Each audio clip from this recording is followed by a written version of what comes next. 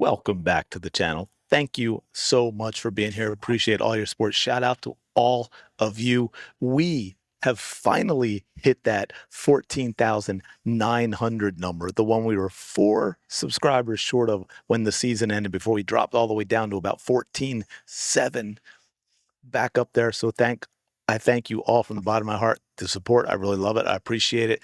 Let's dig into this. The Indiana Fever front office, Stephanie White.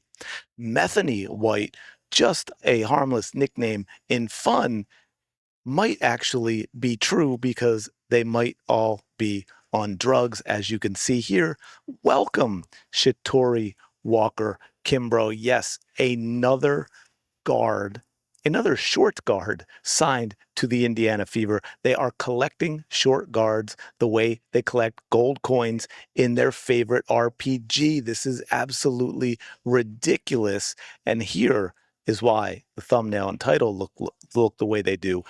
Are the Fever planning something? It may very well be possible. Otherwise, this roster makes no sense. And I know they've got more people in camp than they're going to end up keeping. I get it.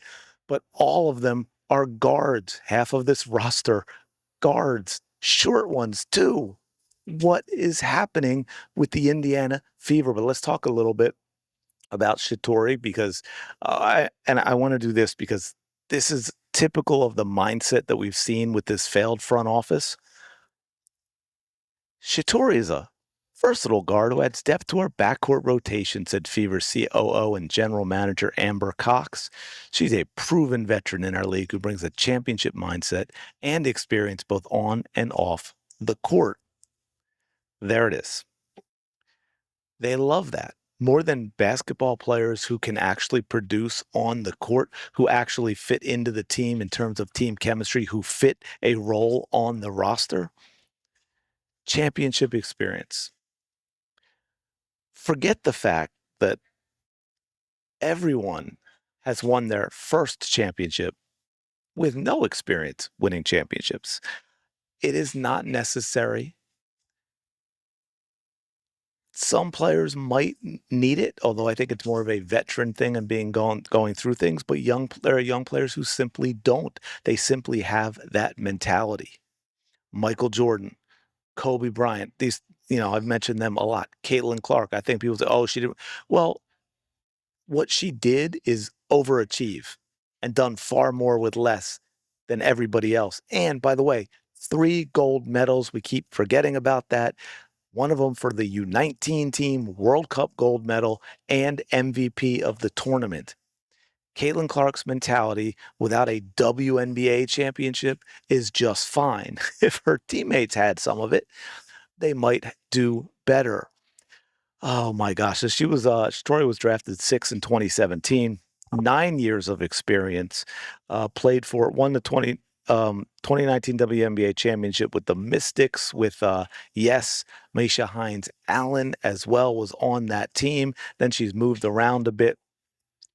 And I think it was this past year, she didn't play very much. Of course, they didn't put that in there because she averaged like, I don't know, less than 2 points a game, something like that. But this isn't so much about her as it is about what the Indiana Fever look like and what are they trying to achieve? What is their identity? I know you would think their identity would be up-tempo run, Caitlin Clark, ball in hands, ball dominant, controlling the offense, read and react, outscoring teams. But look at this. We've got Kelsey Mitchell, guard. They didn't put all the heights, but Raven Johnson, I forget how tall she is, but I don't think she's tall. Justine Bassat. Now, that one I will say doesn't look right unless with that they're planning. She's, I believe, a forward/center. One of the only players in the team with a little bit of height. Jessica Timmons, guard, about 5'8", 5'9". That's who they drafted in the 3rd round. Sophie Cunningham and Lexi Hull are both guards. Yes, they are. And they're only 6'1", right? They're playing out of position when they're playing the 3 or the 4. And of course, Caitlin Clark at guard. And we also have Ty Harris, a point guard. That's a whole lot of guards on this team. So what is it they're trying to achieve with this roster? I mean, even with how many do we have in camp now?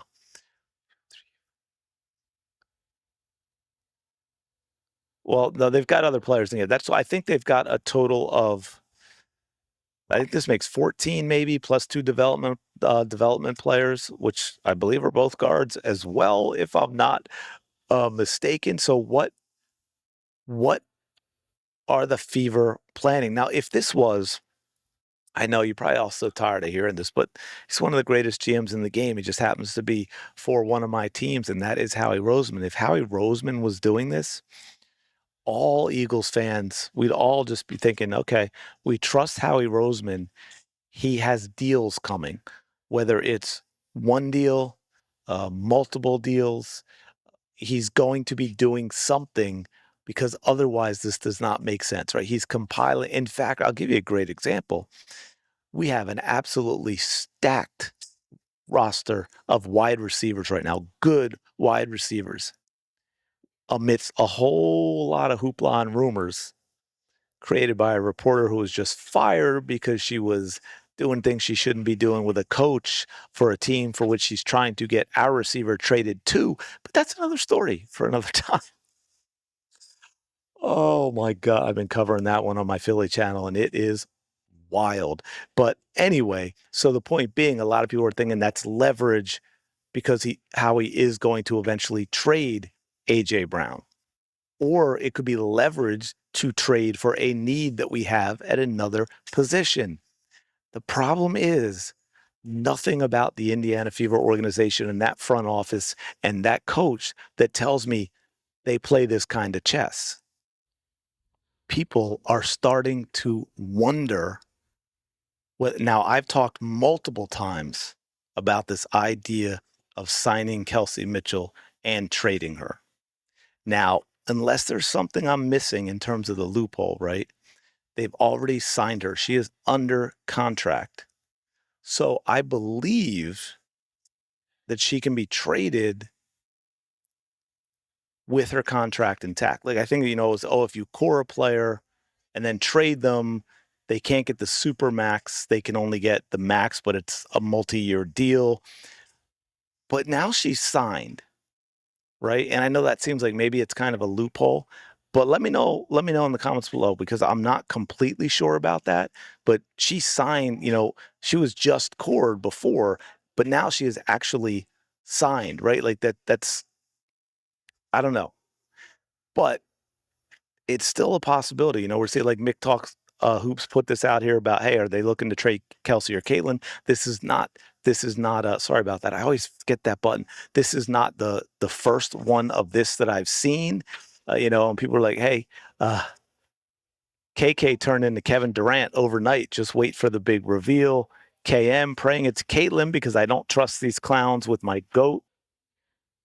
I do think it's unlikely. However, I will say if they are going to trade someone, believe it or not, and this is if Kelsey Mitchell, not Caitlin Clark, for a number of reasons. One, while they may want to limit Caitlin Clark and what she does on the court, I think we all know that that is true.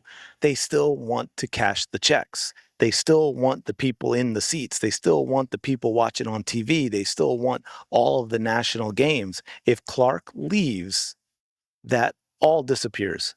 And I think even more so, I think there were Fever fans or Clark fans that would probably maybe still support the Fever because of other players if Caitlin Clark left. But I think they're about done now. Like people are they're fed up what they've seen with this organization since Caitlin Clark got there. They want nothing to do with it. They want Caitlin Clark out of there. However, add what I just said also to the fact that it is very, very unlikely that Kelsey Mitchell is an Indiana Fever next year. So it does make sense and look, I've said it many times. I think she's the best shooting guard in the WNBA. But you have to start being realistic sometimes as a fan and realize that if she's leaving at the end of the season and you can trade for something now, it makes sense to do so. So, I mean, if they can go out there and get a actual need instead of all these guards they keep piling up on this team, if they can go out there and get a stretch four, if they can go out there and get a 6'2", 6'3", 6'4" player who can shoot the three and run, you have to do it, even if she's not nearly the talent that Kelsey Mitchell is. And maybe you go get a couple of players because of salary cap and all of that. Get someone that's maybe on a non-guaranteed contract or something that maybe you can also let go because the Indiana Fever don't have a lot of flexibility with their cap right now either. But anyway, it's just interesting that this team with two all WNBA guards and needs at the front court do nothing but go out and get guards. Absolutely wild. Anyway, let me know your thoughts. Appreciate it. As always, smash the like button, subscribe. You know the drill. Hype? Go ahead, do it. I'll talk to you later.